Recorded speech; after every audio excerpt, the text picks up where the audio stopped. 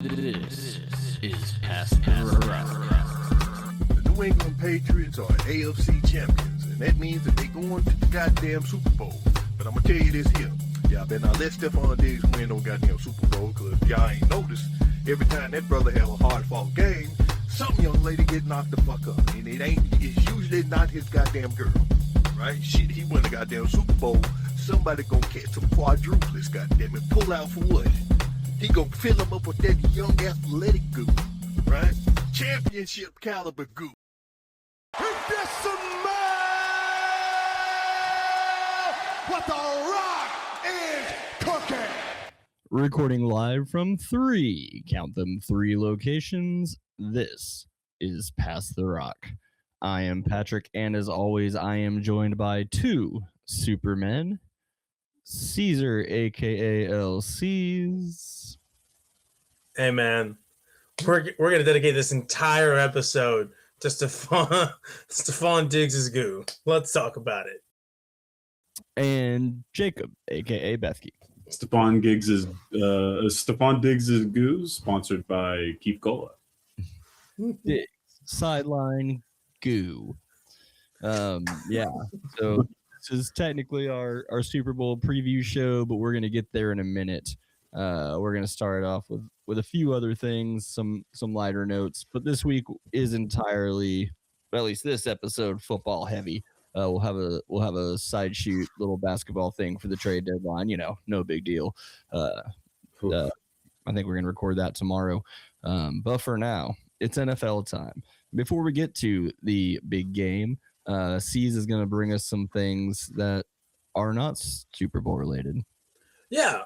So as per usual, we do have some NFL news and notes, and there's a lot that's happened this week, and it is the Super Bowl, so a lot gets lost in the shuffle. But I am here to bring it all to the surface, even if for a moment. Now, we're going to start things off a little bit on the heavier side, because this is something that is mostly a pending investigation type of a deal here in the NFL. So, for those of you unaware, the New York Football Giants are owned by two prominent families, the Maras and the Tishes.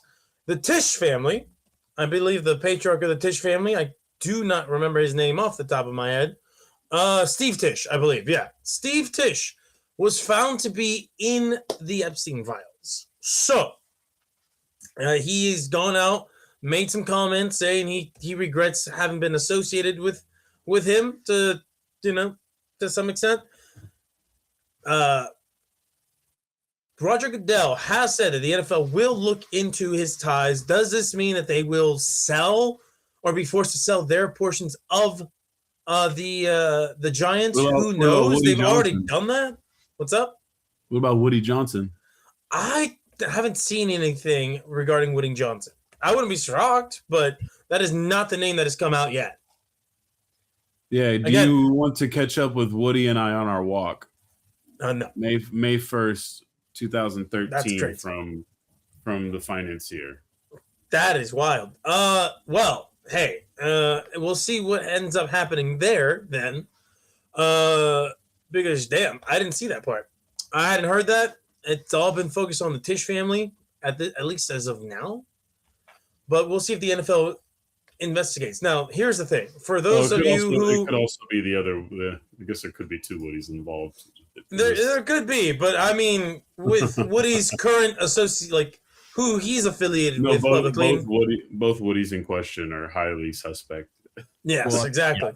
I would assume that it's probably the one who was an ambassador to the UK for the United States under... Or also in the same ownership world of the same sport, not a director from years gone that may have questionable decisions. Yeah, but making... If it's that Woody, if it's the Woody that owns the Jets, that was a former ambassador to the UK, we will see what the NFL does, because that leads you to two things, right? That's two owners of your most prominent television market in New York who are in the files potentially and have some sort of, like, do you want this on the forefront of your teams? Granted, right? The Maras still own a good chunk of the Giants. So if you are the NFL and you just force ownership to the rest of them, or you can just force I never the heard Tish of to sell. Tish until there were reports that his name was in these files. So as a casual NFL, there's not really a reason to know the fact that there is. I don't think the NFL's got any real problem here. I mean, they do and they don't, right? They do in the fact that you have made owners sell for less. So It's just ideally you would make. Isn't as big a deal. I mean, they forced Jerry Richardson to sell, right? So they would have to, in this case, also make him sell, also make the Tishes sell their part of the Giants. I would think so, because just logically speaking, that's what you would do, because you don't want this negative press on the product. We know that the Shield. I think it's actually an easy decision because it's not Mara, it's the other guy. It's the other guy, but the other guy does hold a significant portion of the Giants. I don't remember his exact percentages, but it's enough that their names keep getting brought up when it pertains to the ownership of the Giants. Oh, so his dad owned the Giants before the Maras got in, I guess, or they just all have the two families owned it together forever. Who knows? How could I ever know? Let's see. Let's see. If you can find out what their ownership stake is, and then get back to me on that. I can't find it. All I know is that an individual in the NFL has to own 30% of the team for them to be the rightful or to be the lead owner, I guess you would say. And we'll get to that later too, because that number will come up in a team that we think might be selling. Who knows? But we'll move off the Tish family, their connection to the Epstein files. Now to a little bit more lighter note. Okay, guys, I think it's no secret to anybody, unless you're in the NFL yourself, or you just love football and don't care about literally anybody else in your life. NFL employees are not well-adjusted human beings. Why am I saying that? Because Kwesi Adofo-Mensah, the now former Vikings general manager, got fired. Weird timing, by the way, to fire a GM so late into January, February. The reason I'm saying they're not well-adjusted is because some of the hit pieces on this man have little to do with his bad drafting, his bad roster management, and more to do with the fact that he's a family man that wants to take care of his wife and kid. That's just weird to me. All right, you NFL people are fucking weirdos. All right, you want to ignore your families, you want to ignore your children, all you want to think about is football. And apparently you're holding it against this guy for trying to be well-adjusted outside of the game. Now, there's been reports of him going on a 2-week paternity leave, which he didn't even use up the whole 2 weeks. He was still available via Zoom. He apparently worked odd hours for the NFL, but still worked, still showed up. And granted, some of these odd hours were during Vikings training camps. So, yeah, you kind of want your GM to be there to, survey who should be cut, who should stay, who you might want on the practice squad. But this is not an individual just person who is responsible for all that. It is a team, mind you. They have personnel people for these very reasons. So it's just really funny. Now, these are things they wouldn't even talk about if he had good results. They might still behind his back, but it wouldn't come up in. Right. That's true, but I also think there is one other note that I looked up here when I was looking for funny stuff, but this actually is substantial. It does feel like maybe different minds have changed. It's still the same ownership, right? The Ziggy Wolf guy still owns the Vikings. So I think that maybe your new head coach has more power, is my guess. I would think so. Yeah, KOC for sure. When it happened. You guys held on to you guys kind of held on to a worse GM for longer last decade. So there is a little bit of why did they fire him so quickly? I mean, yes, I've also seen the draft. The draft stuff is not great. Now, I think what was the final nail in his in Kwesi's coffin was the fact that Sam Darnold is in the Super Bowl, and you're looking at that quarterback situation. No, that's the last nail. That was the last straw. I think there's literally all this other mountain of evidence of like you can't draft. None of your draft picks are on the team. But then I think the last thing, because for owners, they're not well-adjusted people with normal thoughts. He's like, Sam Darnold's in the Super Bowl, and I'm stuck with J.J. McCarthy here, who's still learning how to play football. And then, of course, you have your star wide receiver saying, we could have done so much better if Sam was here. Yeah, well. And that I think was the final indictment. I think he was already on the way out based on all this other information. But that was just like the last thing irking KOC and Ziggy Wolf. Now, I will say one thing about KOC. Careful what you wish for, bud, because you have now gone on record in the past saying QBs don't fail organizations. Organizations fail QBs. You didn't have a great time with JJ this year. You got to make him look good next year. Otherwise, you're going to start having questions about your ability to develop QBs. And I think that's fair.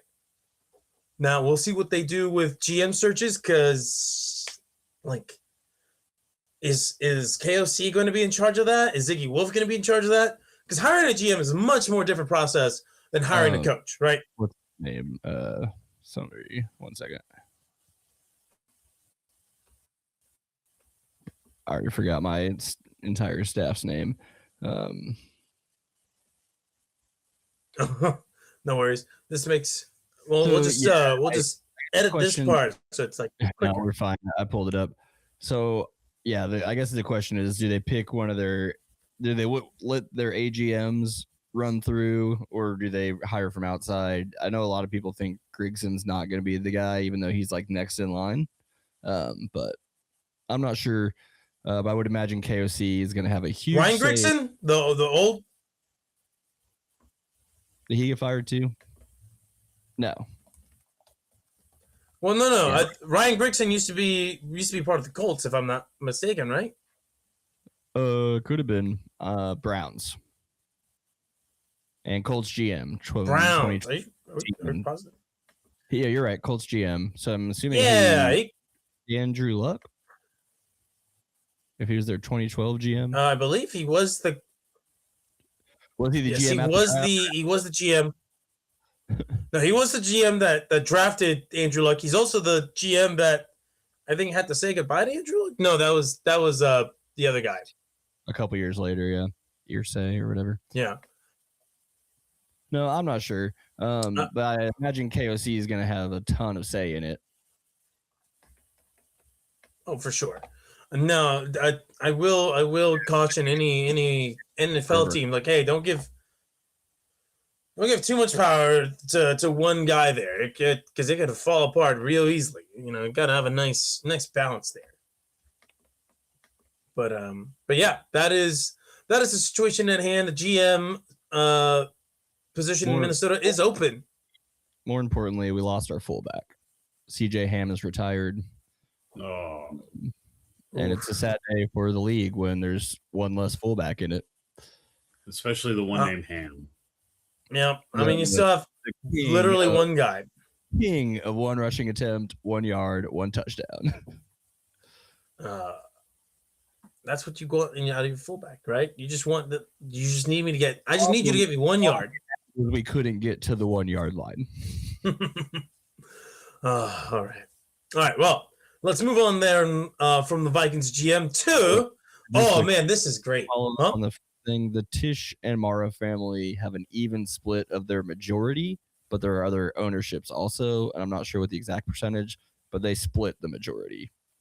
Okay. The Mara's almost went bankrupt, so they sold half the team to Tisch's dad back in the day.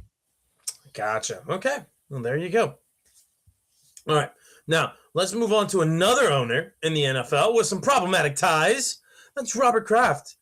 Guys, we mentioned last week how there might have been a conspiracy of Robert Kraft maybe doing some politicking to make sure Bill Belichick did not become a first ballot Hall of Fame coach. Well, guess what, Robert Kraft? You too will not be in the Hall of Fame this year, as he was also not named. I don't know if that's coincidence or what, but it is sure as shit funny to me. This guy didn't they say Jerry was on his ass trying to keep him out?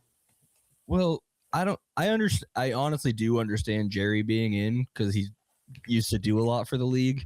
I'm not really sure what Kraft's done besides owning the Patriots. No, I mean, I think that's that's a it. good argument. I don't know either, but obviously, Obviously a major contributor to the modern structure of the NFL where yeah, at the dismantlement of his own franchise. well, Yeah, on the listen, boom. yeah, I was gonna say, it's not looking like his usual happy ending Yeah, either way. is coming this way for good old Robert Kraft. Also, Robert Kraft flying to Florida back when he feels like an early breadcrumb into what we're experiencing now. It's weirdly different. He went to some like hole in the wall. Like he wasn't. Was it a hole in the wall? Yes, Orchids of Asia. Yeah, they did their sting and they're like, oh shit, this wasn't what we thought it was. There was nothing else there. It was the only part of the conspiracy.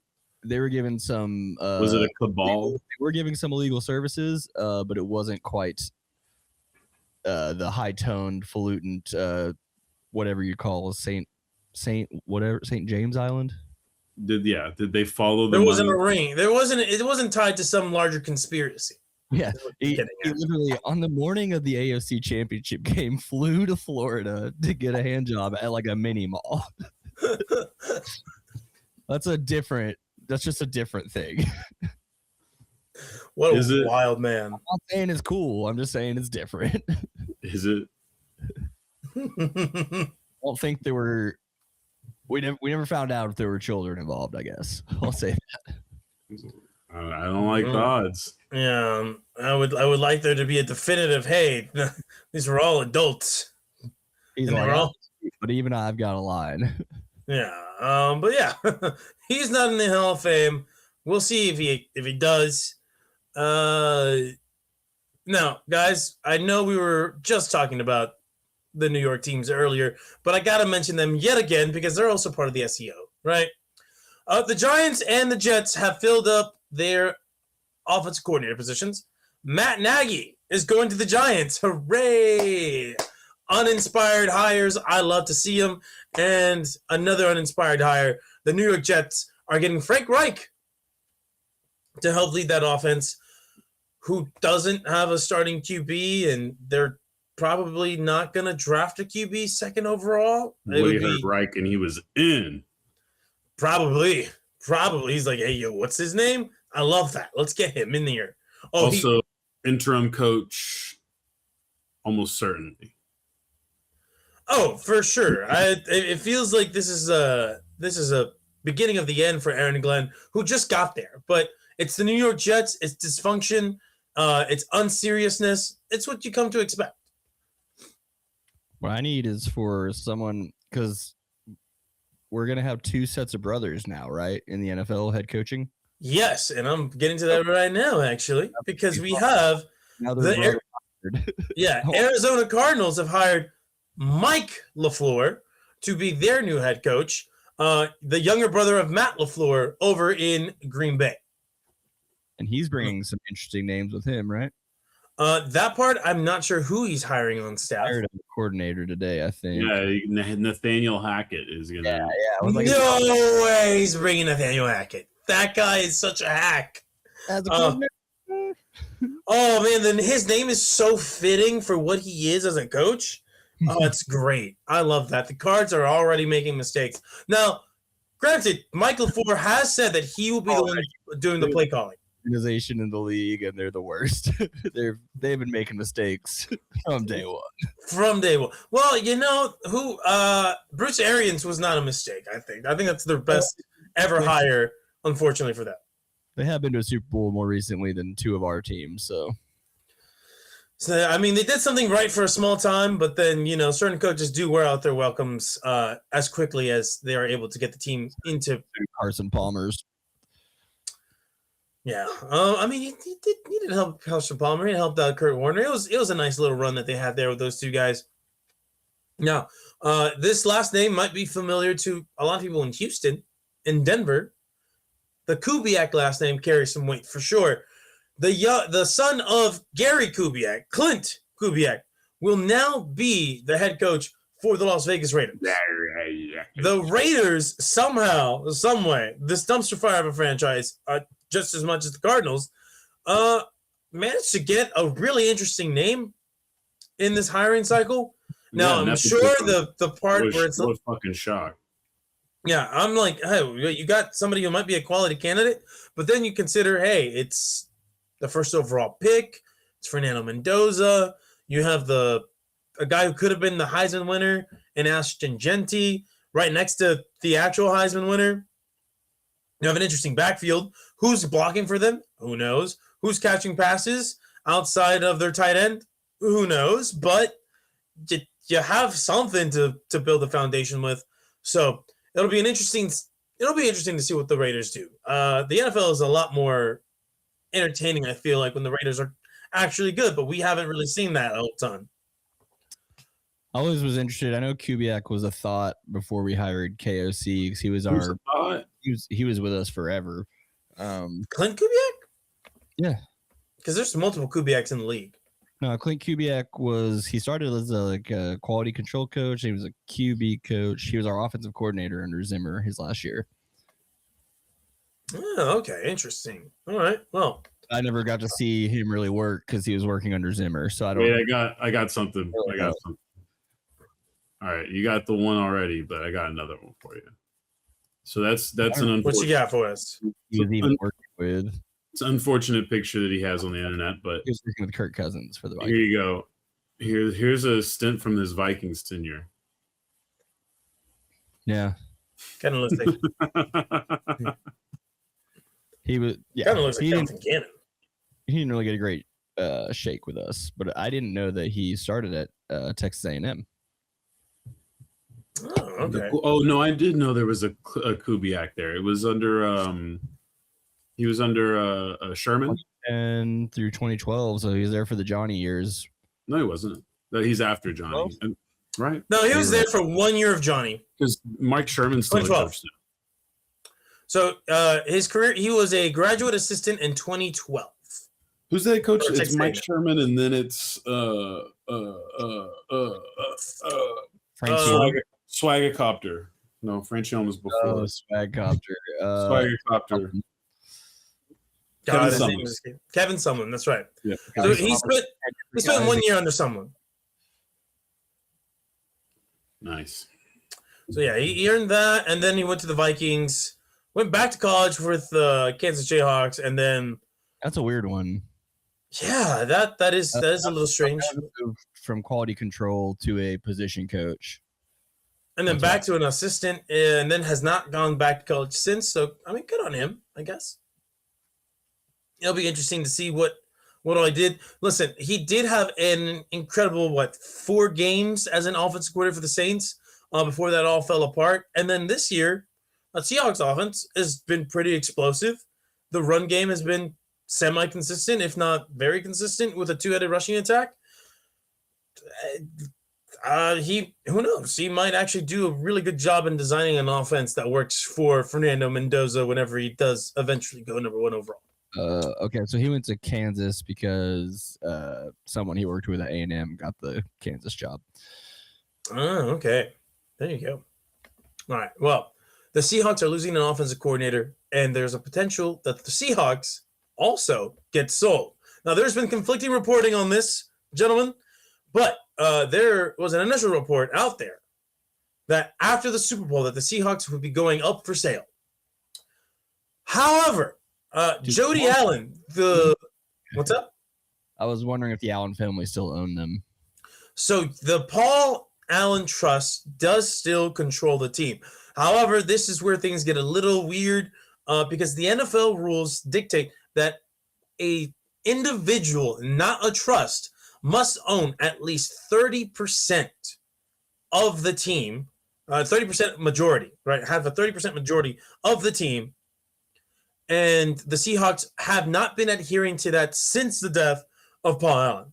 Now, Paul Allen's will has stated that he would like all of his assets to be sold and to go, and those profits going towards philanthropies. That includes the Blazers and that includes the Seahawks. Now, the Seahawks, according to Jody Allen, are not currently for sale. So we will see. The NFL has there's been reports suggesting that the league was pushing for compliance, right? Through a $5 million fine, which was not actually implemented or was not handed down to the Seahawks, but it's just one of the tools that they have that they could use to, force some sort of compliance there. It seems weird that they'd want to set that precedent when they're trying to open the door for private equity someday. Right, and I don't know, man. There's been some other reports saying there's like some financial reasons to why the Seahawks don't want to sell. I've seen a bunch of conflicting reports about there's like a $1 billion tax that Allens would have to face at some point regarding the sale of this team. So it's all about just getting their money right before they can get this sale going.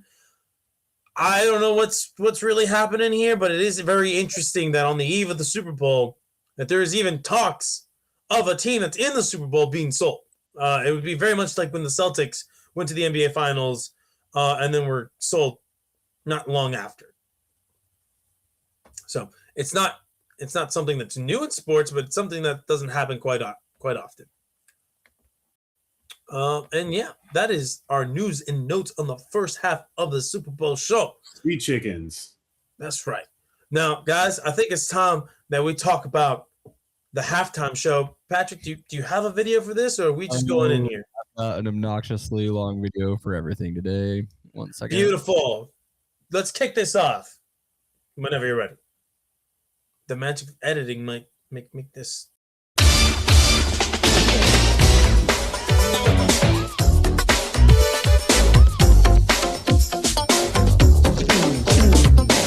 We interrupt regular programming to present the Pass the rock. Super Halftime Party, live from Hollywood. Brought to you by bite-sized Doritos brand tortilla chips. Hey, I know what you guys are thinking. You were thinking, hey, are these bozos going to make us miss any part of the second half? That's where this comes in. Our Super Bowl countdown clock. It'll be coming on later in the show to let you know when to switch back to the second half. You won't miss any of the senseless brutality.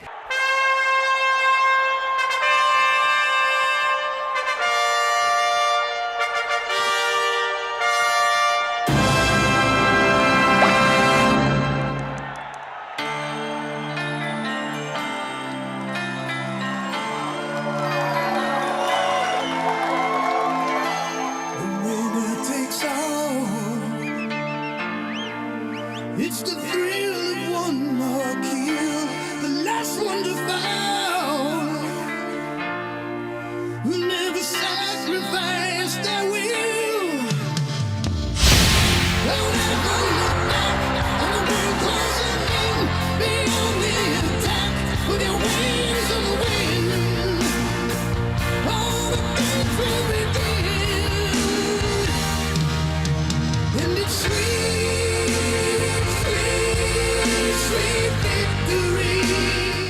This is Pass the Rock. Oh, that's beautiful. Oh, where'd Patrick go? I think he's gone now. Oh, he's back. Oh, he's back. Blacked out from the greatness.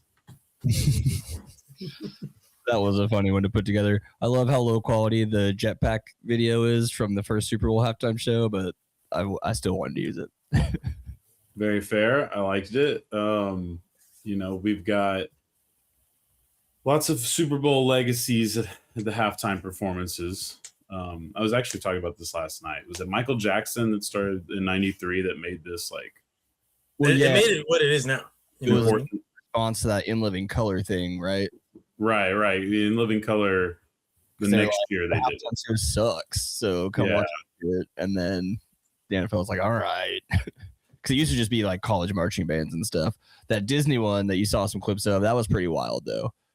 Yeah. When was that? Dude, there's some it's just a Disney Super Bowl halftime show, but there's some weird editing in it too. They actually made a good production of it for the time.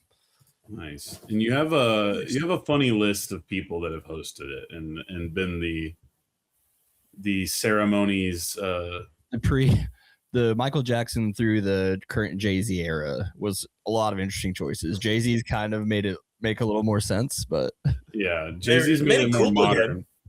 Well, it was basically like they were super, super modern. And like they went so into the kids, like that they got Janet Jackson and Justin Timberlake, and then I think there was some other people with them on that whole was like a especially in that era, there was like 15 acts, even though they only listed one or two. Yeah, they used to just really pile people in, and of course they infamously do what they did. Then they followed up with Paul McCartney, and then if I remember correctly, it's like what? Here you go. You're gonna love this list. It's how many of these people are maybe or could be part of a pedophile cult? Janet Jackson, P. Diddy, Nelly, Kid Rock, Justin Timberlake, and probably the only innocent one Janet might be too. That was all of the. That was that year. Yeah, that was that year. I thought you were talking about acts that follow the Janet Jackson thing. And if you look at that's a real collaboration of just random popular artists of that time. You know. Yeah. Or something. I mean, they did something similar with the one that took place in San Francisco years back with what was it? Bruno Mars, Coldplay, Beyonce.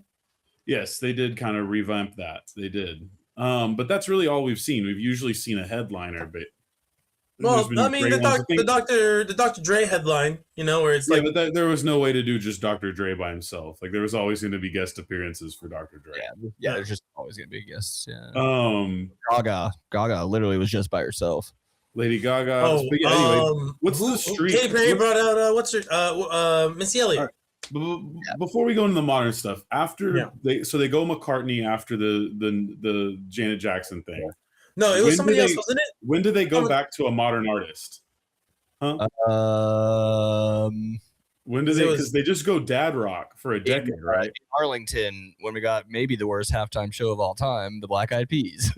That's when that makes sense for Black Eyed Peas at that time. That's like Boom Boom Pow. The next year, they're like, all right, here's a list.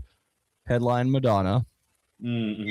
LMFAO, Cirque du Soleil, Nicki Minaj, MIA, CeeLo Green. These are all like that was all melody acts, right? Not like. I mean, Madonna's headliner, but on a show, but she had people on with her. Yeah, that's Indianapolis. Wait, let's. That's when it got modern poppy again, I guess, to some extent. But it was just dad rock for a decade, right? Did the Who do it twice? You're talking Springsteen, Prince is Who, Rolling Stones. Prince is going to have to count for this purpose, but yes, that would have been Tom Petty. The Tom Petty and the Heartbreakers is crazy. Was a crazy. Shout out Tom Petty though. Fine, I like them a lot. Do not make them a halftime show. I disagree, and here's why. You guys are missing the market. If anything, I'm not the market. Tom Petty was probably the most core NFL audience crowd, but not the people on TV watching on TV. Yeah. I mean, maybe for a certain core NFL I think audience. the true NFL fan has a lot of Tom Petty songs that they listen to a lot. We'll see. Like energetic, not. No, I agree, but that's what I'm saying is. That's what they got the best guy for the core. They went too niche. They got Springsteen. I think Springsteen's the best. If you're saying core as in like Springsteen had the put down the chicken fingers thing that it still goes viral every year. Yeah, if you say core as in like their core white NFL audience, sure, but like the rest of us in the minority contingent are like, what is this? Caesar, I have bad news for you. Bringing out the Rolling Stones in 2006 was also an uninspired choice. The poor whites are a big part of this community. That's not bad news. I know they're a big part. I'm just saying there's other parts of the community who are like, no, I agree, and those people were not represented, but the core NFL audience member was there. But anyway, yeah. So there's a lot of dad rock for a while. Yeah, the Who. Now we're in the modern world. Yeah, so the modern world starts back up with the Black Eyed Peas, Madonna, then Beyonce. Yeah, no, Madonna definitely reaches, but yeah, we'll let her have it because it's pop. It was more pop than dad rock, right? Yeah, we can't forget Bruno Mars, Red Hot Chili Peppers. That was an interesting one. Yeah, Jay took over 2020 where we got Shakira and J-Lo, and it's been pretty good since then. J-Lo and Shakira is a weird one, but I don't love J-Lo. I don't really get it. Rihanna did a good job. You know, it's very funny that Shakira and J-Lo did not get, like, their selection did not get any of the backlash that this one has gotten. I mean, Caesar. You mean because Bad Bunny was part of the show then? Yes, that too. With J Balvin. Two guys. Again, don't do any English songs. Let's just think about why. Let's just think about what's the difference in the two artists that people love them some hot Latinas, I'll tell you what. So I think we probably know why but Bad Bunny is also getting caught in a little bit more hectic version of politics at this moment, I would say. 100%. People say they want more American artists. Just don't. They want more American artists, and nobody complained about The Weeknd. No, they don't. You know what I mean? Because it's like, because what if they're using the word American without knowing what it means? Because literally, we could just simple as just flip the group. If Green Day was doing halftime and Bad Bunny was doing the opener, they would be just as pissed off. And those three kids are from fucking Berkeley, California, dude. Like that's, like, you know what I mean? But they're not from the right part of the, you know what I mean? What are we gonna have Hootie and the Blowfish do it? Like, what do they want from us? We already know because TPUSA is doing it. No, you know what? I don't think that that's what they would want. I think that's still the C-D list of even their version of artists. Because they're people they want, but the people that won't, like Taylor Swift won't publicly endorse them. No. Eminem won't publicly endorse them. But if they were choosing... It says the opposite. Right, but if they were choosing, I think they would pick those people. But those people would not pick them back. Now, not after some of his lyrics, but... No, I think just like most people, they've also moved on from Eminem's new music, so they haven't even heard it. Yeah, but I think their TV told them to be mad at him. No, there's way too many of them that still love the pill poppin' songs to let it go. Yeah, I like old Eminem. I like Slim Shady. I like when he was nice and I'm more Slim Shady than a Marshall Mathers guy. They could rap every lyric to Superman. I know you want me, baby. I know you want me too. And Drips, is that what it's called? Which one? Is it called Drips? It's just a song about STDs. Oh, I have no idea. Jesus Christ. Probably. It might be a D12. That does sound a little more D12 than... These chicks don't even know the name of my band. No, D12 cuts. Bizarre. Have you ever listened to Bizarre by himself? No. Incredibly, like, I don't feel like I'm easily offended. And I wasn't really offended, but I was just like, oh my God. I was just like, bro, that's fucking... I do wonder, because I did... Bro. Those first, like, early Tyler releases were a little shocking. Not the whole definitely, yeah. Certain lines. Oh, yeah. There's definitely some wild shit there. But no, I'm excited for the halftime show. I think it's going to be really fun. It's going to be a great show. Honestly. You know, like, is there a prop bet on whether Bad Bunny will wear a dress on stage? There is not. But listen, that one might pique my interest. As somebody who has seen Bad Bunny on multiple occasions, I'll say this: he is very much a showman, and he's very much going to pack in a lot of songs. I mean, as all artists who had to do the Super Bowl halftime show. That's where people will be concerned is they won't be able to tell the difference in song to song because that's where they. That was the coded stuff we got from the Kendrick show. And I guess for people who think that way, sure, but for anybody who's listened to Bad Bunny for even a little bit, his music really, like, you can differentiate all his songs from one another because he makes it feels like a very concentrated effort for each song to kind of be a standalone. Now, I'll say this is early Bad Bunny. Assume they're going to do like a more, they see a Latin person, they just think it's all going to sound like Tejano Mariachi, the pa stuff. Yeah, it's not. Which is what I would also not being negative about it. I would probably also be like, oh yeah, I'm about to go. Like Kendrick Lamar in Spanish. I don't know. It's just. Yeah. So here, let me give you guys a little bit of like what Bad Bunny's early reputation was, or the early comparisons was to an American, like to I guess an English speaking audience rather, right? People were like, "Oh, Bad Bunny, that's just like Puerto Rican Travis Scott," because he was very much into those trap sounds, big booming noises.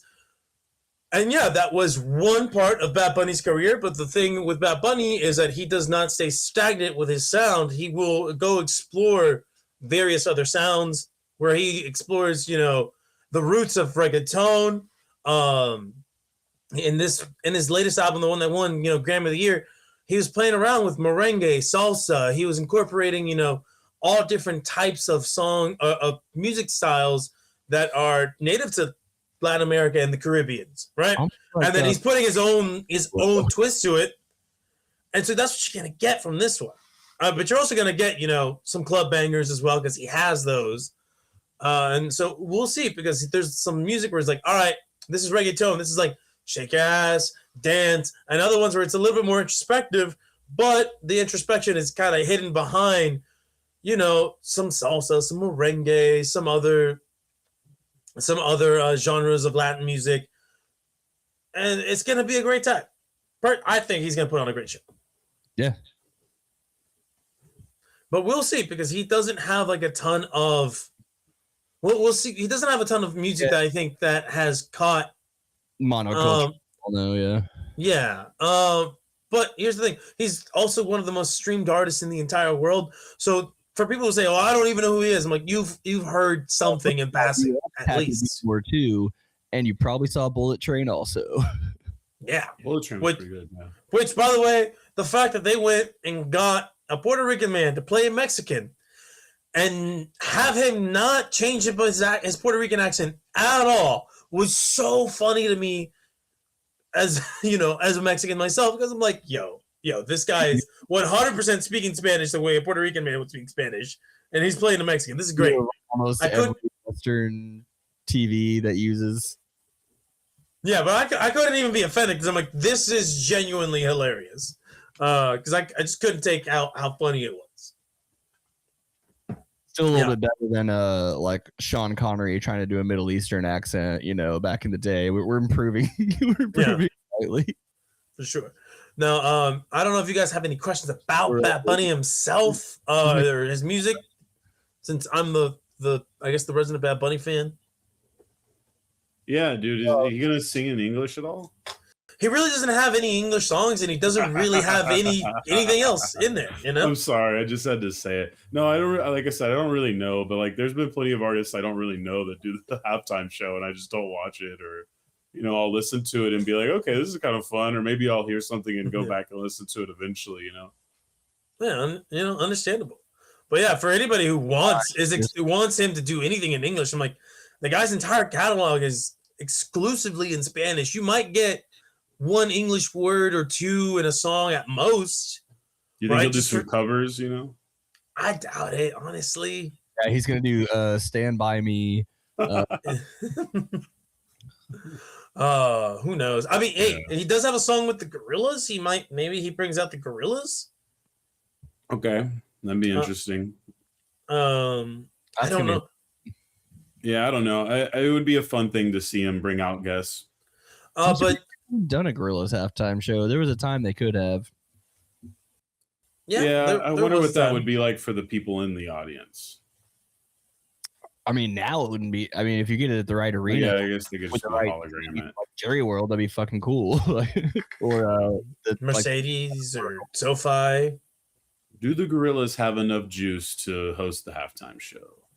Well, I think they have enough collaborations with big artists who have juice. If it wouldn't ever getting Del the Funky Homo Sapien in the Super Bowl show would be a pretty big win for the hip hop, the white hip hop nerds of the Reddit communities, and the only hip hop album I think I own on vinyl. Yeah, yeah, that would be a big one. There would be Denton would definitely host a Super Bowl party that year.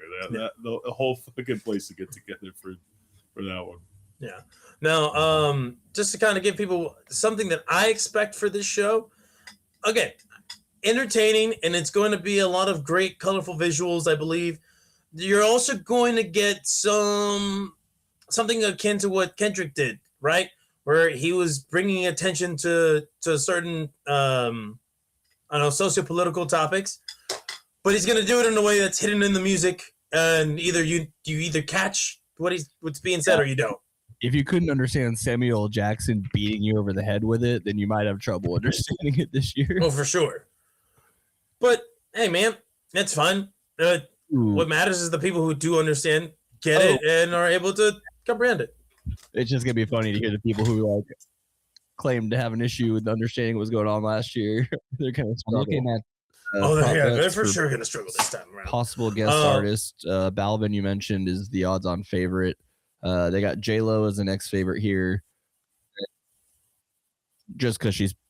That's funny because I don't even know she's New York, Puerto Rican, and I guess that just means she's Puerto Rican. Cardi B is the next. The Cardi B almost feels like a lock because maybe she doesn't want to do it because he's playing. Could be, yeah. I don't know. And then I thought I know I saw Daddy Yankee said he's not going to be there. I've never heard of. I'm going to pronounce this wrong. Jayco, Jhayco, Yako. Okay. And then right under that were the two that I thought were the funniest: Ricky Martin and Mark Anthony.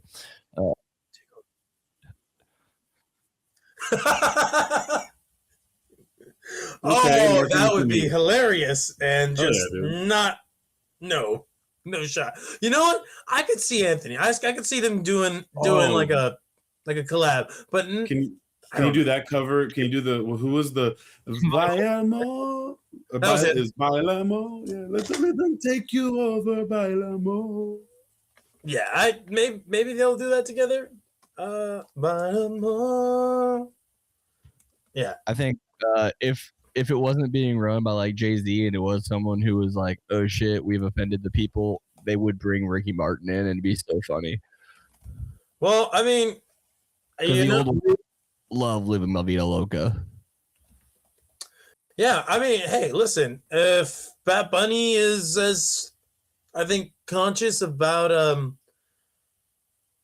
just about the Puerto Ricans in music as I think he is, he might, because Ricky Martin was the biggest guy in the world in 1989, right? With Viva La Vida Loca. I mean, I'm sure that had a big cultural impact in Puerto Rico to some extent. But I don't think he will do it.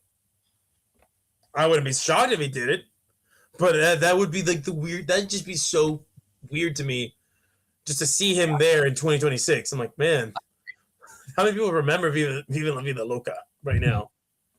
I've listened to it at least 10 times in the last year, but I've got issues. It's a cool song. Here's a funny one. Prop bet: will Cardi B wear a Stephon Diggs jersey? I mean, it'd be funnier if she wore someone else's, I guess. Yeah, I guess the idea is she going to wear a jersey or something? Yeah, probably. My guess would be yes, they would not care. I bet the kid's wearing one. So yeah, Bad Bunny should be fun. I don't know what to expect, so I kind of like that. Whenever it's who was it? When it was Kendrick, we all kind of knew what was coming. The album just came out. Usher, we knew what was coming, even though it was all 20 years old. At least Rihanna's got a bigger catalog to pull from. But this is one where I genuinely don't know what's going to play, so I love it. Yeah. Yeah. I mean, I would expect. I think his biggest song. Oh God, that's hard to determine. I would expect two of his biggest songs from this latest album was called Tirar Más Fotos and Baile Inolvidable, and then you could go with is La Canción. So that one's a big song, although I don't expect that to be a Super Bowl song because that one's a pretty sad, melodic. With the top street. Listen, Latinos love to yearn, and that's a song about yearning. And I don't know if that's gonna be playing at the Super Bowl. What is Dakiti? I don't think I've heard that one. There's Dakiti. That's another. That's one of his bigger. One of his bigger lamp pop hits. Has he collabed with Santana yet? No. I think his biggest North American collaboration was unfortunately Drake, but it was on a Drake song and not on his own songs. So no chance. Come on, dude. You got to get old man out there singing La Migra. Come on, He did have. I don't. Yeah, I don't think he's gonna partner with Santana, but he has done some on an onstage performance with. Oh my God, what is his name? He is a blind guitarist from somewhere. BB King, Buddy Guy. No, blind guitarist from Latin America, or maybe he's Spanish. One of the Santos brothers. No, Their names right, Johnny and let's see. Jose Feliciano. That's his name. oh, Yeah, right, exactly. That's the guy. Daddy- So if anybody who doesn't know who that guy is, He's he great wrote with- Feliz Navidad. What's up? He wrote that at like 15. Yeah. Yeah, he's done some on stage work with Jose Feliciano, not in nothing on on record, but at least in person for sure. And yeah, I don't know, man. Are we gonna talk about some Green Day though? I feel like it's more up y'all's alley. Years we'll give Jacob the opportunity to tell us in 2026 what Green Day might be bringing us in the pregame show. Well, honestly, they'll be good. I saw them 2 years ago. They're phenomenal. I was impressed. I was like, you fucking. I mean, as long as Billy Joe can, He's sober now. it's not like there's Yeah, it's doing a whole lot. That's like technically impossible to keep up. You know what I mean? Like, I don't know. well, yeah, and they've had a fourth member. Holds very well as long as you can physically keep up. Yeah, they have like a fourth member. They've had a fourth member for a while, and that allows them to let Billy just do whatever the fuck he wants. Added a banjo player. Huh? No, they've had a fourth guy because the American Idiot album's a heavy rock album compared to punk, so he's actually all over that. And then he just sort of kept going because they needed him for the tours and stuff.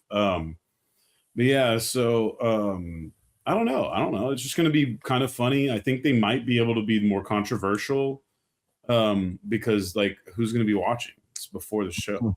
I mean, it's 30 minutes before kickoff. It's going to be on every TV that's watching the game. Yeah, I suppose maybe it could be a Sour Patch. I don't know.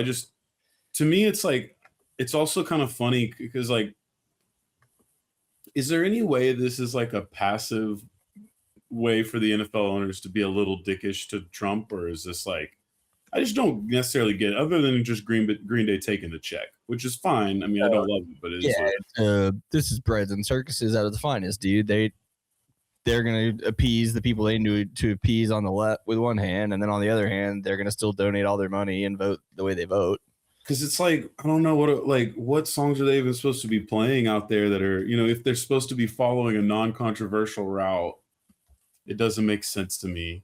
I'm trying to figure out like they're going like if they play American Idiot, they're 100% going to say MAGA agenda. They're not going to say redneck agenda like they used to. They're going to say it like they've been saying it for the last decade. Like they're probably going to this is an NBC thing, right? Holiday is quite literally, and the entire song is quite literally not anything Republicans are going to enjoy. Like it is a 100% song about not basking in the history. What is it? Seagull to the President Gas Man. Yeah. So it's like it's definitely not a song that's talking about happy history with America. So it's just one of those things. I don't know. Like, and then you do the sad songs. It's gonna be like "Wake Me Up When September Ends" and like "Boulevard of Broken Dreams." That sounds so lame. And then "Good Riddance." Like they just play the stuff that could pass through the general audience. I don't know. This is interesting. I don't know. Sounds bad. I know NBC is doing their pregame show from Alcatraz, but I don't know if Green Day will be playing. I would almost bet that that's where Green Day's going to be. They're Oakland kids. Why wouldn't they do Alcatraz? Because NBC. Well, that's where I know that's where the NBC hosts are going to be for the show, but I don't know. Oh, damn! I'm stupid. That's why Green Day's doing it, because this is a Bay Area Super Bowl, and they're too chicken shit to hire E40. Last 40 years. I mean, who else would be in that spot that they would consider? Yeah, and it's I don't know who's in charge of the NBC sports product for that. So yeah, I just don't think there's a Bay Area artist other than, like I said, Too Short or D40 that have been that successful over a long enough period of time, and they're definitely not giving those boys. They're go ahead. Stone still alive? Who? Sly and the Family Stone. Well, no, Sly Stone passed away. Yeah, I forgot we talked about that. Water Revival. Oh no, probably not. Probably not getting Fogerty. Who? Metallica. Santana. Oh, Metallica's an interesting one. Santana, yeah, probably not. You get Jefferson Airplane out there. Okay, yeah. So I guess you have one other candidate there that I think maybe it would have made sense. But yeah, so I think, do the Dead Kennedys still exist? The Dead Kennedys are not at all popular enough to be part of the Super Bowl show. They only have one song. It's the only one they need to play. That would be crazy. Just play for 12 minutes straight. That's all. I do need to offer a correction on something that was said. What was it? It was not Mark Anthony that sang the song that you were talking about, Beth Key. The one's like, that's Enrique Iglesias, and he is a Spaniard. Yeah, Not Puerto Rican. Oh yeah, he is. That's right, Enrique Iglesias. Anyway, It took me a long time to learn that he was from Spain and not from like some other Latin American country. They could have got Steve Miller Band to do it. Steve Miller Band's from like multiple places. They claim Chicago, Dallas, San Francisco. Anyway, okay. No, I don't think there's much here other than Brothers and Michael McDonald, dude. Come on. Now there you go. Bill Simmons should have been campaigning for that. Tom Waits and Primus to do the Super Bowl kickoff. Yeah. So, like I said, I think that it's pretty much just like, do they even do American Dream is Killing Me? I don't know. If that was them, I would have brought in the Lonely Island, but yeah, like I said, this just seems like hiring a general pop act to represent the area that you're. You had Lonely Island do Lazy Sunday before the Super Bowl. It would have been great. No, not gonna work. Instead, you're gonna get, like I said, dude, I don't even know, bro. What do they play? Like, I guess you're just gonna get American Idiot. It's gonna be American Idiot stuff.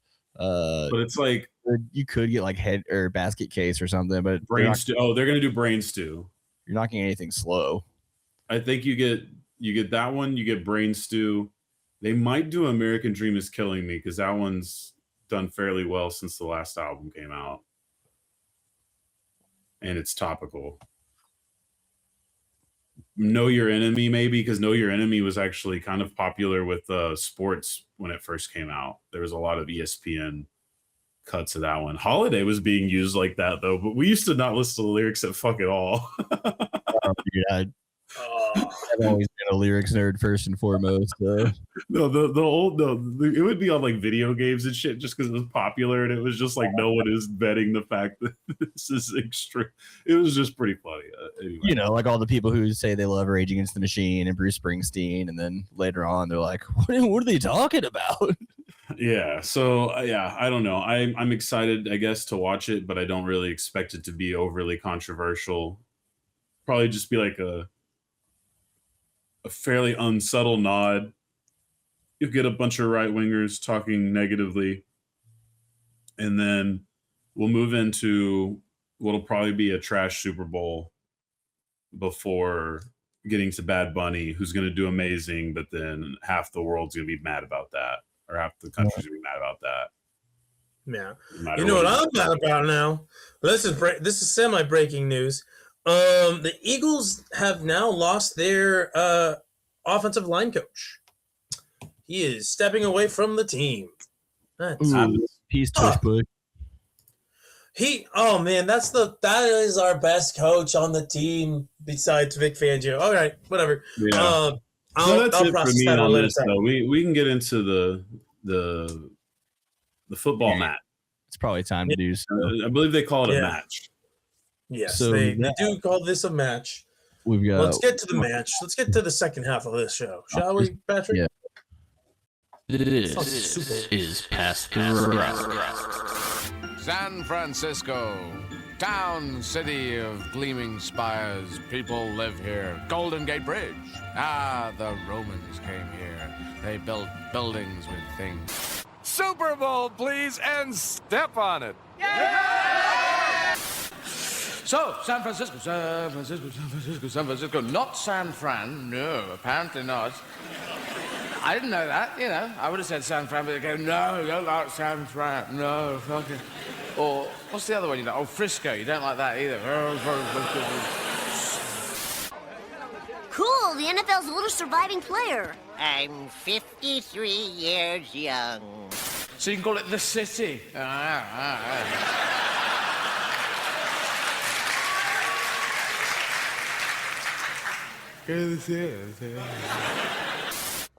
Okay, fellas, enjoy the pregame fun. Tonight's show is brought to you by the prisoners of Alcatraz. Football. All right. Football. Let's talk about it. Guys, there's a game that's being played. It's the last game of the season. And boy, there's a lot of things to get to in this game. I'm not going to lie. I'm not that enthused about this matchup, guys. Now, there is some interesting things to be said about this game and how it is probably the most unlikely Super Bowl matchup we have seen just in terms of betting odds, right? Patrick, I think you mentioned this last week, but I want to expound on it. This is both teams entered with 60-1 or worse odds, making this the most unlikely Super Bowl matchup of, I think, the last 25, 30 years. I'm not sure what matchups of the previous eras of, the Super Bowl were, but this one is unlikely. So, with that said, let's talk about some of this game. We'll talk about this in terms of teams. Seahawks, we'll move to Patriots, and then we'll just get into the predictions, the preview, the prediction part of the preview here. Guys, as unlikely as this Super Bowl is, right, for the Seattle Seahawks to be here, because let's talk about their journey on the way here. They get rid of their head coach, Pete Carroll. They bring in Mike McDonald last year. So they have Mike McDonald, quarterback's Geno Smith last year. Their best receiver is DK Metcalf. What happens? Well, they get rid of Geno. They get rid of DK Metcalf.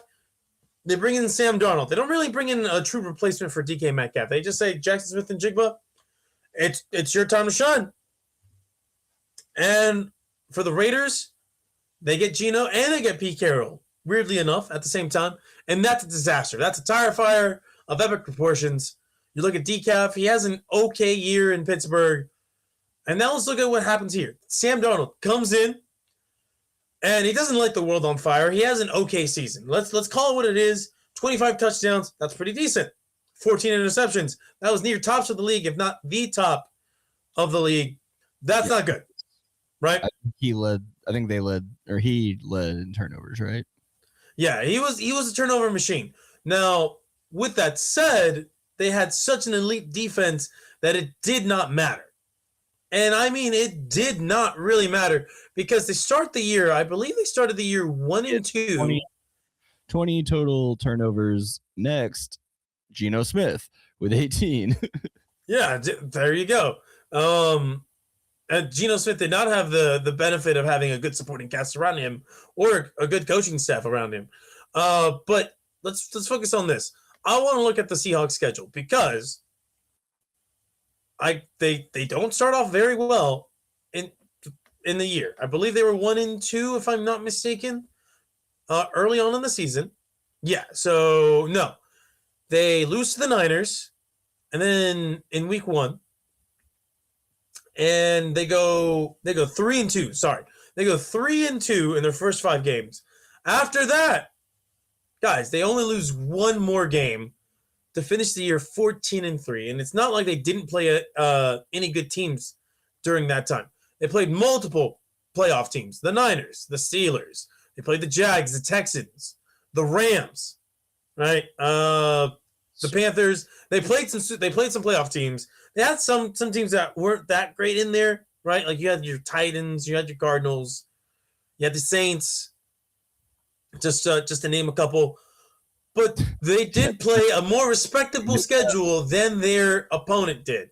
Now, that said, right, I want to take this right back because this is how unlikely it is. Sam Darnold is leading the charge during this entire time.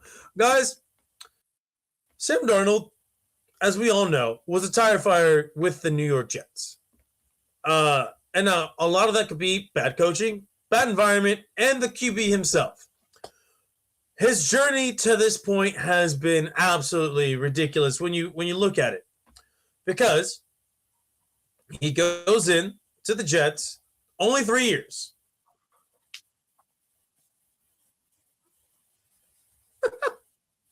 Oh, sorry. I had something play in my ear just now. But yeah, you have that. You have 3 years with the Jets, 2 years with the Panthers. And in those 2 years, guys, he plays 18 games. He throws 16 touchdowns, 16 interceptions. His time is just very mid. And then you go to the San Francisco 49ers. And in that time with the Niners, plays 10 games, doesn't really throw a bunch of passes. So you don't really see a lot of Sam Darnold from 2021 to 2023. And then comes the Minnesota Vikings in 2024. J.J. McCarthy gets hurt during training camp, or was it the preseason, Patrick? I don't. It might have been game 1 of the preseason, if not before then. Okay, so he gets hurt sometime before the season starts. And so Sam Darnold, who with no expectations of starting the year, goes on an incredible run. The best year of his career. Still the best year of his career individually, right? 4,300 yards passing, 35 touchdowns. He still, does throw a ton of interceptions, but he's an aggressive passer. So he throws 12 interceptions, leads the Vikings to 14-3. Now he crumbles in the playoffs, absolutely just falls apart, goes to Seattle. And What's importantly, good 2 weeks to end the season also. Wait, what happened? It was like the crumble was like the last 2 games of the regular season and the playoffs. Yes. Full on. Yeah, no, full on. He does crumble over his last 2 games as a Viking. And then he gets into free agency. Mind you, anybody could have had this guy. It's not like he has a huge contract relative to the rest of the league. I believe he is the 16th or the 17th highest paid QB. Somewhere around 30, right? 30 a year, I think. It's around 30 a year. And so, yeah, he's middle of the pack, just right above the midpoint of QB contract. I think him and Baker Mayfield are kind of somewhere in that same realm. So the Seahawks give him a contract. It is pretty modest for a starting quarterback. And what does he do? This year, throws for another 4,000 yards, throws for 25 touchdowns this time. Not as many as the year before, but still, it's not like he's being asked to throw a bunch, and he doesn't have, this plethora of wide receiver options that he did in Minnesota. Throws more interceptions, fumbles a bunch, but he is carried by an incredible defense, solid run game. Very good running game, yeah. And here he is now. First 5 years of his career, you could say he's one of the worst quarterbacks you have ever seen. He's an absolute bust. The numbers would say he's a bust. Goes to San Francisco, goes to Minnesota, and being around coaches who were really focused on QB development seemed to kind of turn him around a little bit. Now, not so much in San Francisco. He was still shaky in the limited action that he had there, but it wasn't an absolute tire fire. And just that magical run in Minnesota translates to now he is one of the faces of the Super Bowl. Sam Darnold, the guy who got mono and then got what else did he get? Hand and foot syndrome is what it's called. Hand and foot disease. He was seeing ghosts. Yeah, and let's not forget about that. The seeing ghosts. This guy had a ton of things just go really off the wall in his first three seasons with the Jets. He'd be the most memed. Yeah, and then goes to Carolina, has to battle with Baker Mayfield for the starting job, loses that at some point, and then gets it back. It's a weird situation over there. Goes to back up Brock Purdy in San Francisco. Doesn't see a whole ton of action. I mean, he is listed as playing 10 games, but let's be real, he wasn't really playing like that. Just to come out on the other side, this is a great rehabilitation story for him in terms of just his career. I can't really think of anybody else in the modern era that's had this kind of a turnaround that's going to lead to a Super Bowl. And this leads me to wonder what he would be, what he's going to be considered if they win the Super Bowl, right? Because Is he going to be remembered like Brad Johnson? Is he going to be remembered like Trent Dilfer? So I think Trent Dilfer was a first round pick, if I'm not mistaken.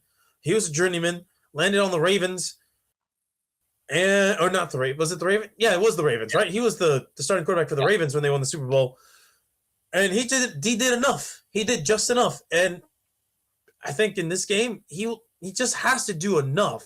He doesn't have to win the game. He did play the best game of his career in the NFC title game. I think we can all kind of be in agreement with that. I don't think he has to play that game in the Super Bowl, because I think the Rams were going to be, whoever came out of the AFC side, the NFC was going to be the tougher matchup. So now you just take care of the ball, don't make a whole ton of mistakes, and you're there, right? Now, guys, I want to bring something else to this kind of Seahawks storyline part of the Super Bowl talk. Okay. How good is this team really? They're 14-3, right?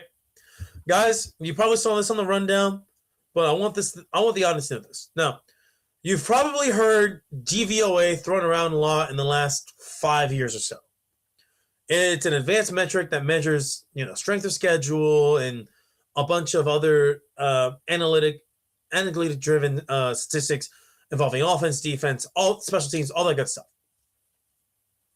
This Seattle Seahawks team, guys, how good do you think the Seahawks team is in the story of the NFL? Think of all the great teams in the NFL. Where would you rank this team? I'm betting it's not even in your top 10. Nowhere near your top 10. I'm going to assume. No, not as a complete team. What's up? Not as a complete team, no. No, right? What if I told you that DVOA has this team as the 5th best team of all time? I think it's a bad stat. Here are the 5 teams. Or maybe the Seahawks are just fucking boring, bro. That could be it. Incredible. And the offense. The defense is... Bro, someone's finally outdone the San Antonio Spurs. Like, let's give them fucking daps. Like, we have the most boring champion of all time. And it might be, because here are the 5 teams. Here are the 5 teams, because the Seahawks are tied 5th.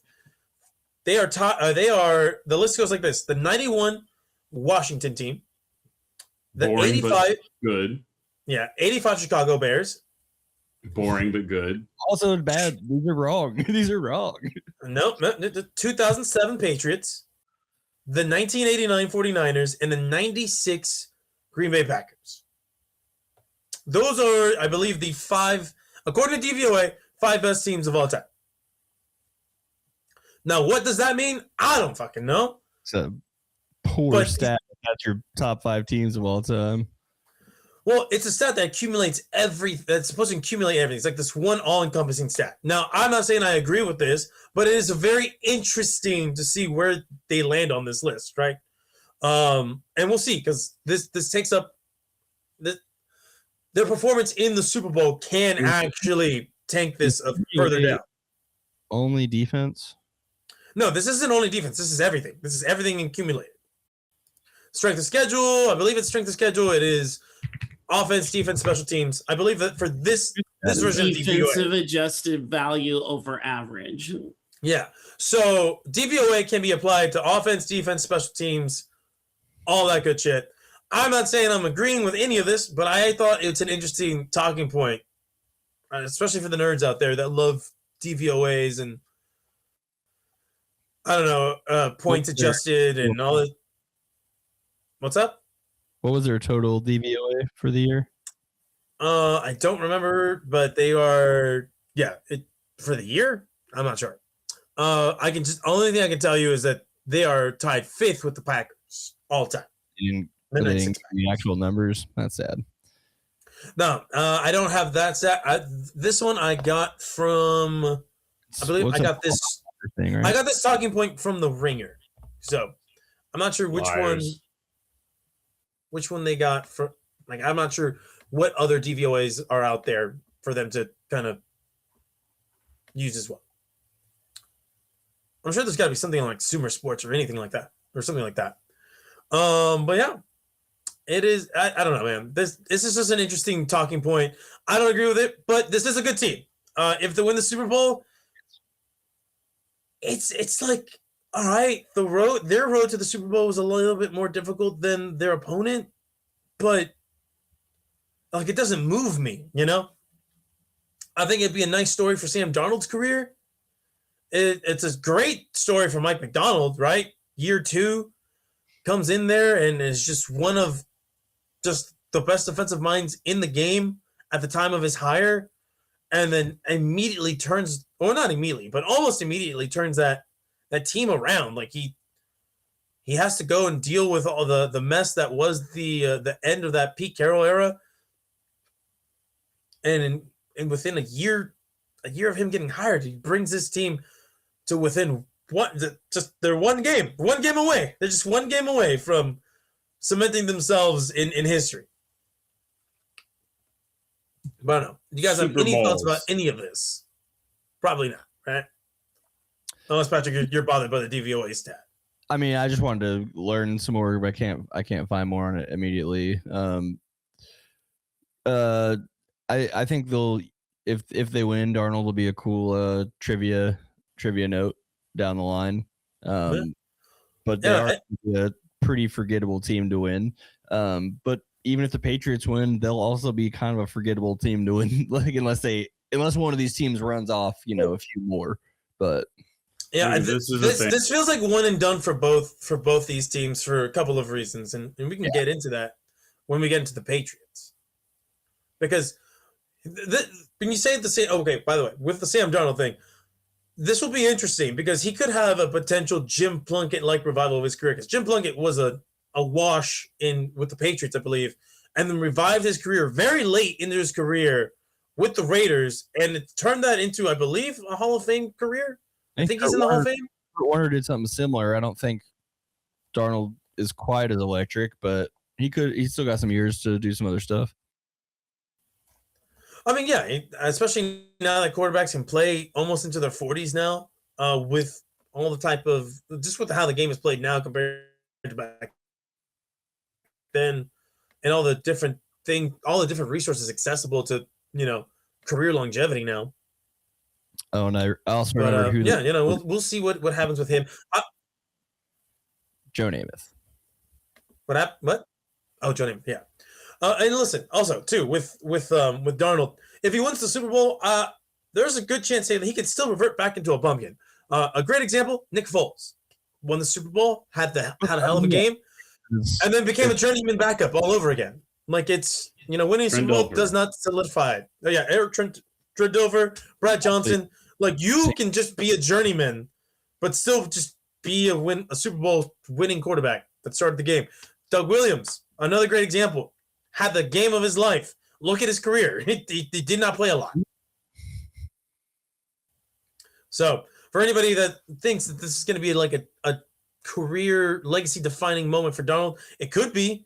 It could also just be like this fun little thing that happened for him, and then nothing else kind of happened. Now, who knows? This might be a late game. This might be a late stage or career renaissance because first quarterback in NFL history to win 14 consecutive games. Or not consecutive games, 14 games consecutively in back-to-back seasons. Well, yeah, we can move off the Seahawks. We're going to go into the Patriots. Because, guys, now I have a little bit more fire in my belly for this one. Because I can't stand the fact this team is in the fucking Super Bowl. They go from 3 and 14 last year, with Gerard Mayo as their head coach, to 14 and 3. Now, you can say, yeah, Mike Vrabel might be coach of the year because he went from worst to first. He has this team in the Super Bowl, but and they're here. They're here competing for what could be their 7th franchise Super Bowl. First time, all of them, by the way, since 2001. Since 2001, they've gotten 6 Super Bowls. Here they are going for 7. But it is one of the easiest schedules I have ever seen in my entire life. Guys, when I found this out, when I looked at this and I looked into their schedule and I saw the teams that they played, I just want you to know this might be one of the more fraudulent teams to ever get to the Super Bowl. And they might still win it because Mike Vrabel is legitimately a good head coach. But just walk with me here. Walk with me here. Walk and talk. Okay, week 1, the team that they played, coach is fired. Week 2, coach is fired. Week 3, that team's coach is fired. Week 4, they played an NFC South team. Week 5, That coach's team was fired. Week 6, NFC South team. Week 7, 8, 9. Those teams' coaches were fired. Week 10, another NFC South team. Week 11, the Jets. The Bengals without Chase and Burrow in week 12. Weeks 13 through 16, they had a bye week in 14. That coach is fired. The Jets again in week 17 and in week 18, a team with a coach that had, or a team that had their coach fired at the end of the year. Like this could not have been an easier road to the playoffs, right? Because then you look at their playoff run. You had C.J. Stroud shit the bed, and then they played Jared Stidham.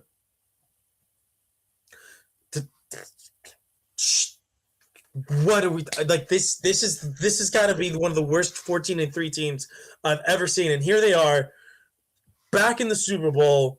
Just when I thought, oh man, this is going to be great. The Patriots are going to be irrelevant. They suck now. All right, Bill Belichick's lost his fastball. There's no more Tom Brady. This fan base has been obnoxious forever now.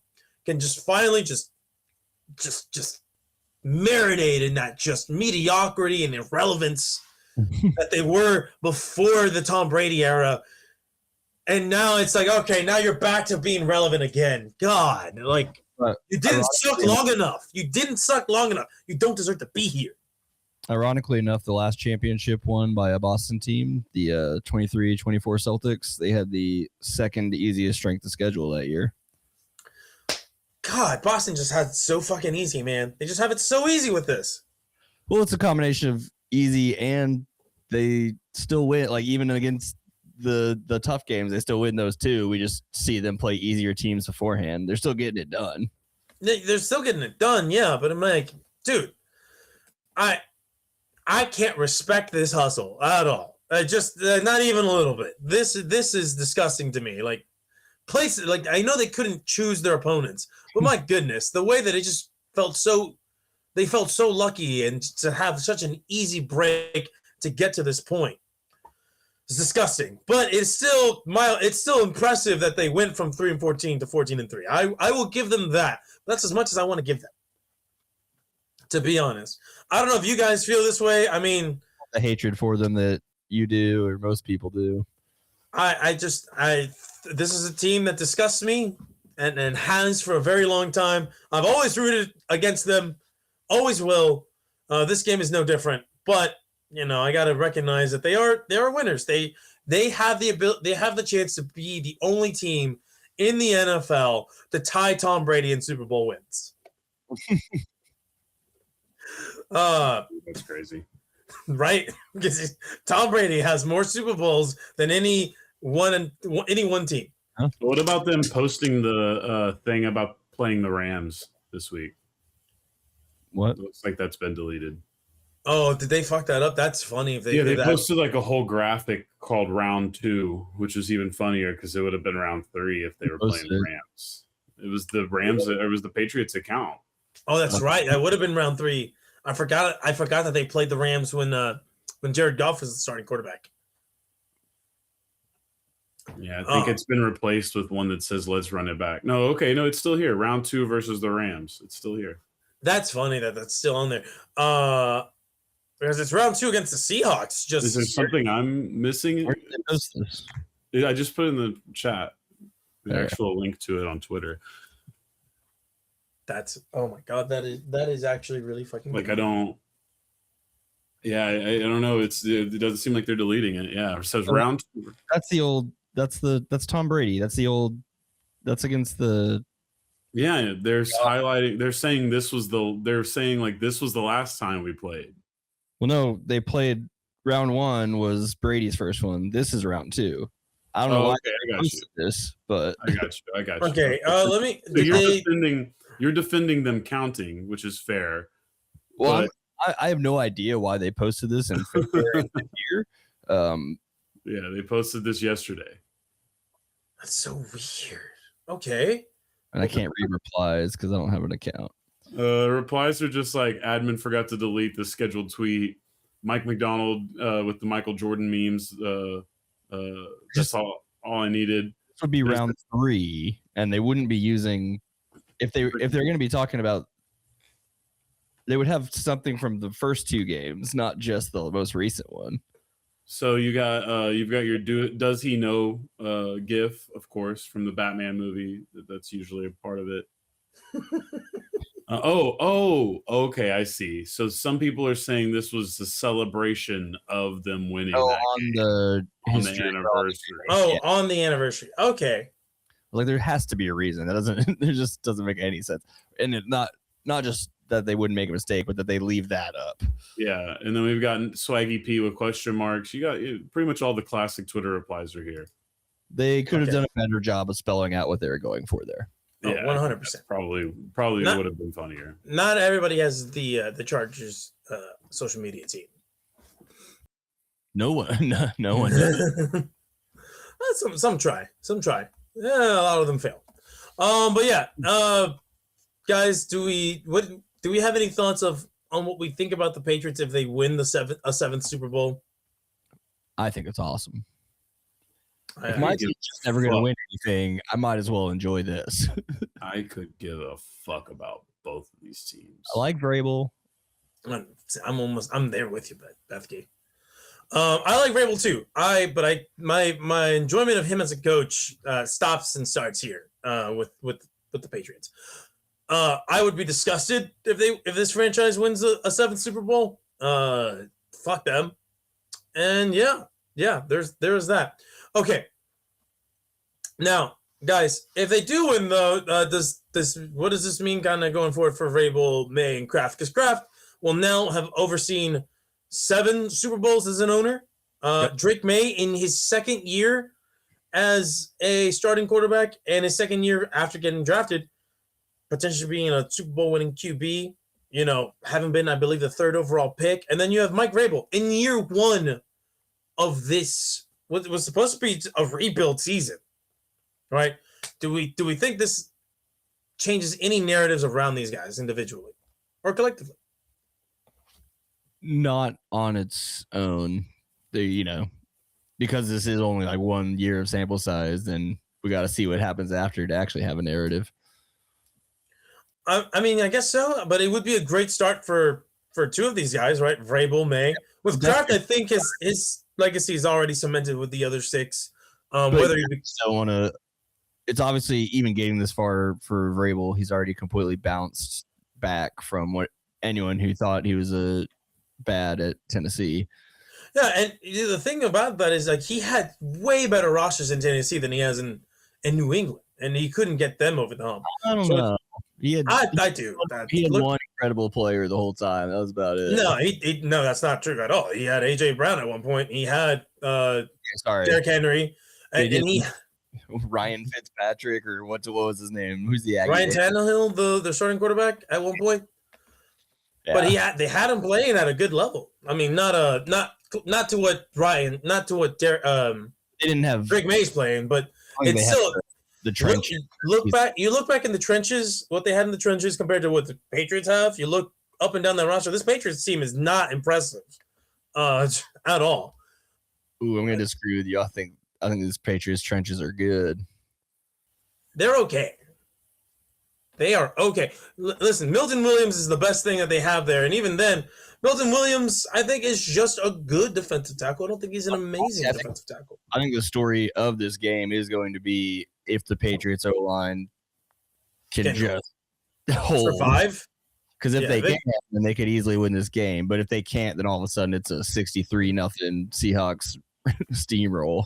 Yeah, because there is a roster disparity in this game in particular too. The Seahawks do have the better team, top to bottom. Now, where the Patriots have the advantage, that's hard to say. You could say quarterback, but even then, Drake May has not played well these last couple of weeks. Some of that due to injury, and some of it just the matchups and then the environment as well, especially in that Denver game. So it'll be interesting, but he hasn't looked amazing. He looked serviceable in one game and not good in another. I think technically the Patriots do have better receiving room, but I don't know about the scheme as well. Somehow Jackson Smith and Jigba has just always open.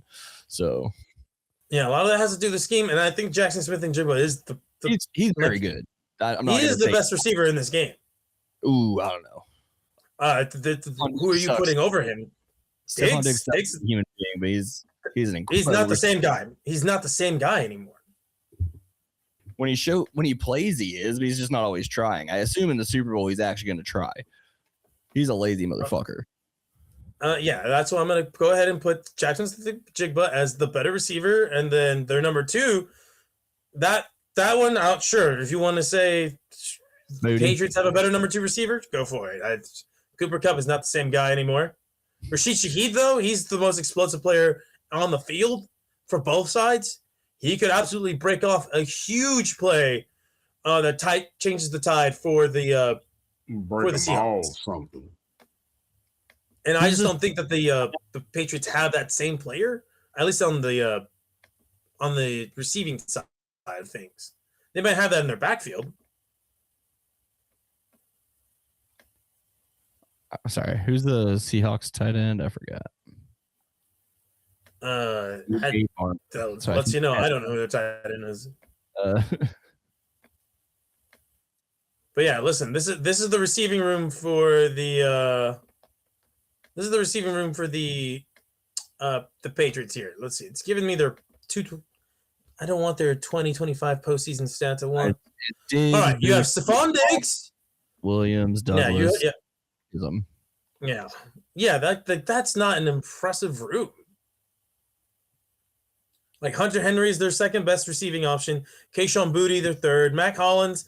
Mac Hollins is a great special teamer, and he's a serviceable number 3 receiver. But like none of that is that incredible. Yeah, no, I would say I don't think any of the skill positions in this game are especially exciting on offense.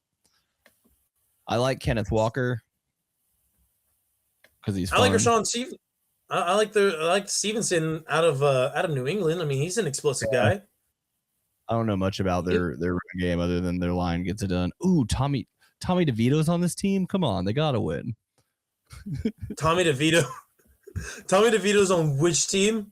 He's the Pats' third string quarterback right now. Oh hell no. No, we can't have Tommy Cutlass winning nothing. Jackson Smith-Njigba had 1,800 yards this year. Yeah, dude, he's much better than Stephon Diggs is right now. Yeah, dude, he performed. He just outperformed him. Like, I don't know what to tell you. He's also a much younger guy, just not even approaching the prime of his career. We have Diggs on the opposite side, where he's like no longer the same guy who had that amazing run with Minnesota. Like, it's just not there. He's still good. He's just not elite. And I think Jackson Smith-Njigba is elite now. But yeah, I'm looking at the rest of this. Cooper Kupp, not impressive. Elijah Arroyo, AJ Barner. Yeah, that's kind of rough. But this team runs the ball way more. Neither team's gonna have a fullback. Oh wait, the Patriots still have one. Okay. Yeah, it's Mike Ray. It's Rabel. He's gonna have a fullback. Kenneth Walker. We'll see what Kenneth Walker can do. I don't know. The offenses for both teams are not the sexiest matchups. No.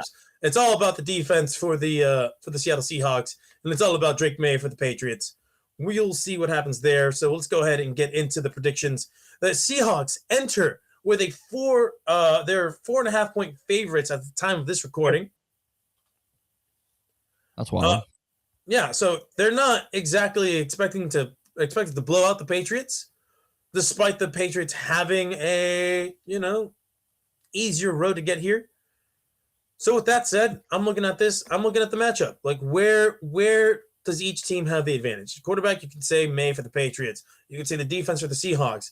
And then what about the rest? Mike McDonald has proven himself to be a really good head coach. Mike Rabel might be one of the best game managers in the league right now as a head coach. Like, he does a lot of the little things. He may not be a play caller by any means, but he is an ideal CEO type head coach. Mike McDonald, he's definitely calling the plays defensively. Clint Kubiak, listen, if there is one way where this Seahawks offense looks disjointed, it's because their offensive coordinator was interviewing for head coaching jobs during this time. And if you think, well, how does that affect the team?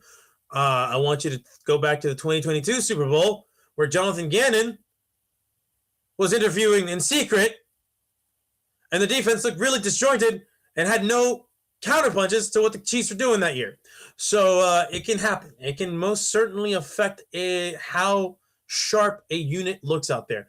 I expect this unit, though, to be pretty sharp, seeing as this wasn't a secret interview process for Clint Kubiak, and it seems like he really does want to get this done. And nothing will get you more of a long leash than saying, "Hey, I'm a Super Bowl winning coordinator, and I'm now your head coach." So there might be some motivation there. So with that said, let's get into this, guys. Let's go ahead and pick our winners here. Patrick, you can lead things off. Who do you think is going to win this matchup? Sure, yeah. So I think the thing that sucks is, we have all these stats for the year, but they take these 2 weeks off and then they go through this week of just circus nonsense. And so we're not really seeing these. I never feel like in the Super Bowl I'm actually seeing the two teams from the season play each other. It's just kind of an exhibition between the two teams that survived in their conferences. So I do think that plays heavily a lot into teams. Some teams just come out slow, come out missing stuff because they just haven't played in a couple weeks. I think that the Patriots are going to win. I'm not very confident, but I do think that they're just gonna figure it out, because that's the thing that is gonna piss everyone off. So I think that's what's gonna happen. Oof. Yeah, it would piss me off. I really wish they could get rid of this week between the conference championships and the Pro Bowl, and just so get rid of the bye week and just go immediately into the game. I mean, yeah. I'm for that. We've seen this when we discussed it briefly with college, where like you give these teams bye weeks in the playoffs, now they've got a month off and they get trounced because they just aren't playing football. Yeah, but in the Super Bowl, it's just 1 week. They're off for 2 weeks. Is it really 2 weeks though? Because think about it. The championship game happens, so you don't win, so you don't play that game, and then it's just like any normal bye week, is it not? Yeah, but you don't. But that's not. I don't think that's good for anybody at this time of the year. I don't know. Some of those offensive linemen might like the time away. There's the whole circus of being at the Super Bowl, which is not anything like football normally the rest of the year. You have to answer a billion questions. Oh yeah, that part for sure. We can do without that part. I would love to not know a damn thing about what their thoughts on any of this is. Yeah. Oh shit! No, you're right. It is 2 weeks. It is 2 weeks. They played because the championship game was. Oh no, it's not 2 weeks. Sorry. Because the championship game was on the 25th. Yeah, January 25th. So yeah. That is a good amount of time. That is a good amount of time. All right. Touche. Bethke, who do you got on this one, or who do you think is going to win this one? I know you don't care about this matchup, but if you had to pick one winner, just to say that you got it right. He wants D-Law to get one. No, I really could give a fuck. The Seattle Sea Chickens are going to win the Super Bowl, but that's not what everyone's going to be talking about. What's everybody going to be talking about? You stop that. All right. I'm gonna go ahead. I'm gonna pick Post Malone and Jelly Roll could start a trio. Oh God, you stop that. Where's that halftime? Why aren't they doing the Turning Point halftime show? Again, because they're gonna deny. They're gonna say no. The Turning Point people are going to like. There's some artists that even if they're like. They do agree. They're like, no. You think the organizers are saying no to that one? Okay. No. I'm saying Jelly Roll and Post Malone say no to them. Aren't they both pretty openly on that team? No, hell no. They're good. Jelly Roll maybe. Well, Jelly Roll is guilty by association, and there's been some photographic evidence that helps. But I think both of them have tried to distance themselves from any sort of like formal endorsement.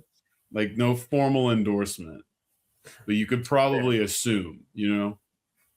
At least on one of them. Post Malone, maybe not, but maybe so. The other one, I think you're fine to assume that, but I'm pretty sure that he's so public. Yeah, but that's like literally probably from an event that they were attending with more like that doesn't have to be a rally. End up next to the president of the United States. Yeah, if you go to a fighting, he goes to every fighting event. Yeah. So like, I'm not saying you're wrong. I know there's photos of it. You're not. Like, the meeting's not happening if you don't want it to. I'm just telling you, he is not going to. Just like he got yelled at for running away from the questions in Minnesota. He was like, I'm a simple redneck. I don't know anything about nothing. He's gonna run away from the MAGA ties. He's just trying to make money, dude. He's not. There is no real substance to gelatin. Roll is. He's just here to make his money, and to do so, he needs to be very coded about his beliefs. It is hilarious. The first time I ever heard about him was, for some reason, he was like at where the ticket broadcasts, like in Victory Plaza, performing in the kitchen at Cumulus Media. As one would. And they were like, I just remember them talking about, we kept getting these notes that said Jelly Roll was in the kitchen. And we're like, okay, like who cares? Like, that would have sounded good, dude. I would have been like, okay, hell yeah. Well, let me see what that's about. I would have been disappointed. Do we have one? Oh, nice. It's weak though. But anyway, so yeah, I told you the Sea Chickens. Everyone cares about the Cowboys. Yeah, what's up? Yeah. Let's we're gonna end this with the prediction here. The Seahawks. I'm also taking the Seahawks to win what I think is going to be an ugly Super Bowl. I'm going to be so real with you guys, audience. I will probably only watch parts of this game. I'm definitely going to watch the halftime show, and I will only half be paying attention to the Super Bowl because I really just could not be less interested in these two teams. No, he's boycotting the halftime show. Don't let him lie to you guys. It's bullshit. Bullshit. I drove to California to see Bad Bunny, by the way. So y'all well, not just to see Bad Bunny. But that is dedication. But no, all jokes aside, I think a blowout would be the best way for this game to go for the general audience, because it'd just be funny. It's like, no, there's no real stakes here, so it'd just be funny. If I can get another 28-3 comeback for the Patriots, that would be awesome. That was a fun one to watch. Yeah, but who's doing it? Drake May? Like, I don't know if I care about these characters yet, dude. So it's funnier if just one team just beats the shit out of the other, you know? Yeah, I would really love. So this is how I would personally enjoy this game: if both quarterbacks absolutely stunk it up, but the score lets you think that it was like a Caesar has a vision. The score could be interesting. Sam Darnold, Super Bowl champion, 3 interception game. That's what I want in this one. That's what I want. I want him to go 12 of 26, 123 yards, 1 touchdown, 3 interceptions, and a fumble lost in a win. Incredible. Where Drake May gets sacked 7 times. He throws for like 55%, has some crazy throws, and the score is Seahawks 24, New England 3. All right. That would make me so interested in this game. Some little fun history stuff here while I got it. We already discussed the Patriots in their 12th Super Bowl, looking to become the first team to get to 7. The Seahawks are 1-2 all time in the Super Bowl, so they're looking to at least come back to 500 in the big game. This would be their second title, obviously. Not much going on in terms of like pure wins here. Like, Patriots win this game, they're still behind the Steelers in total wins, but they probably will pass them next year to be second all time in wins. That's crazy. And all that's some work done in the last 25 years. No, that math is right. Math. They can't pass them next year. They're like 30 behind, sorry. But the Patriots are third all time in the Super Bowl era in wins. Mm-hmm. Pretty cool. I'm excited, guys. I still love the game, especially not actually having any skin in it. Always fun. I can't imagine how mad I would be if my team made a Super Bowl and didn't win it. I can tell you, you saw me have to go through it. I wouldn't mind it if they had already won one. True. I could also I've 2000s. That was probably not great. No, definitely not. But yeah. Anyway, to our football loving audience, this is the last game. Enjoy it, because after this, it's a whole lot of nothing until March, mid-March, and in the draft in April. So started yesterday. So anyway, yeah, Like Super Bowl's football? done. We'll be focusing on basketball, baseball, and anything else that's interesting. on the court. That's right. So let's send it out of here, Badminton, Patrick. Potentially. Cool. You know what I didn't do? 1 second. We can just we'll do that, and goodbye. I just busted right inside him, and he can't extend on me anymore, and he seems a little overwhelmed by my girth and tonnage.